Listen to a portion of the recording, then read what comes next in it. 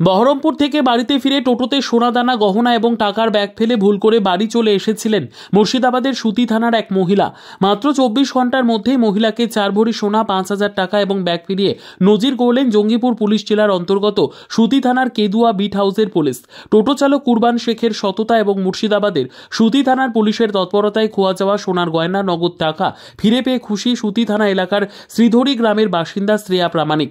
Police সূত্রে জানা গিয়েছে, পরিবারের লোকজনের সঙ্গে বহরমপুরে বেড়াতে গিয়েছিলেন সুতি থানা এলাকার শ্রীধরী গ্রামের বাসিন্দা শ্রেয়া প্রামাণিক। সোমবার দুপুর নাগাদ তিনি বাসে করে সুতিতে ফিরে আসেন। বাস থেকে নেমে টোটো ভাড়া করে বাড়িও ফেরেন, কিন্তু বাড়ি ফিরে কার্যত মাথায় যেন বাজ পড়ে যায়। 4 ভরি সোনার উপর গয়না এবং নগদ প্রায় 5,000 টাকা সহ ব্যাগটি টোটোতেই রেখে দেন শ্রেয়া প্রামাণিক। যদিও যাত্রী নামিয়েই টোটো নিয়ে বাড়ি ফিরে যান টোটো চালক কুরবান শেখ। এদিকে রাতেই তড়িঘড়ি সুতি থানার অন্তর্গত কেদুয়া বিট হাউসে ছুটে আসেন শ্রেয়া প্রামাণিক। মহিলার অভিযোগ পেয়ে কার্যত তৎপর হয়ে ওঠেন কেদুয়া বিট হাউসের ইনচার্জ মৃদুল বিশ্বাস। সিসিটিভির ফুটেজ খতিয়ে দেখে তড়িঘড়ি টোটো চালককে চিহ্নিত করেন তিনি। এদিকে যাত্রীর ফেলে যাওয়া ব্যাগটিও যত্ন সহকারে রেখে দেন টোটো চালক কুরবান শেখ।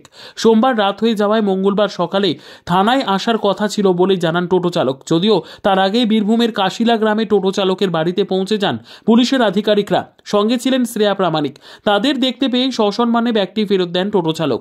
এদিকে ব্যাগটি উদ্ধার করে নিয়ে এসে সুতি থানার অন্তর্গত কেদুয়া বিট হাউসে শ্রেয়া প্রামাণিকের হাতে হস্তান্তর করে দেন কেদুয়া বিট হাউসের ইনচার্জ মৃদুল বিশ্বাস। টোটো চালক কুরবান শেখের সততা এবং কেদুয়া বিট হাউস পুলিশের তৎপরতায় সোনাদানা সহ ব্যাগ ফিরে পেয়ে খুশি শ্রেয়া প্রামাণিক।